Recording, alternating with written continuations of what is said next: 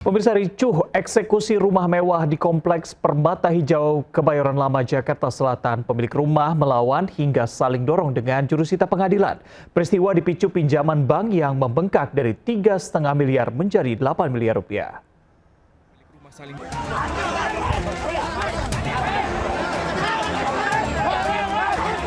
Kericuan ini terjadi saat eksekusi rumah mewah di kawasan Kompleks Permata Hijau 2, Kebayoran Lama, Jakarta Selatan.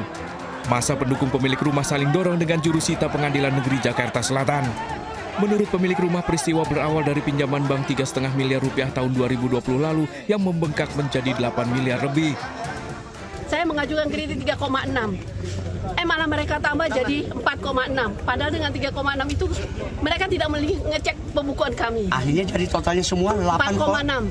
Tapi setelah itu berbunga-bunga pada saat itu kan 2020 Covid. Akhirnya sekarang tagihannya menjadi 8, something. Dan rumah kami yang harganya puluhan M mau diambil gitu aja. Sementara itu rumah kami misalnya diambil, utang kami pun masih ada.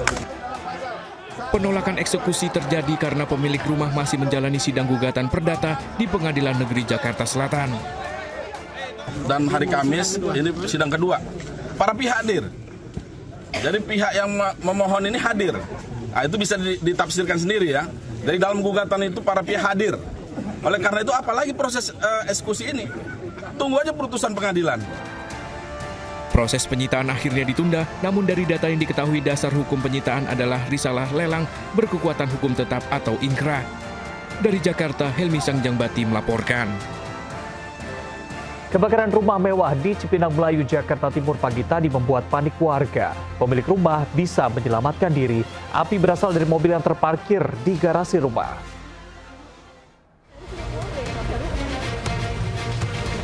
Warga panik mengetahui kebakaran meludeskan rumah mewah di Jalan Ki Ajeng Pemanahan, Cipinang Melayu, Makassar, Jakarta Timur. Awalnya percikan api muncul dari mobil parkir di garasi. Warga berupaya memadamkan api dengan alat pemadam ringan. Namun tak membuahkan hasil, api menyambar ke rumah mewah dan meludeskan seluruh isi rumah. Pemilik rumah tengah tertidur pulas berhasil menyelamatkan diri. Kebakaran dari mobil yang ada di lingkungan rumah ini, di garasi.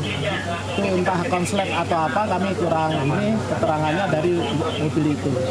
Dan kami tiba di TKP, kondisinya emang udah luas seperti ini. Mungkin kejadiannya tidak langsung memberikan laporan.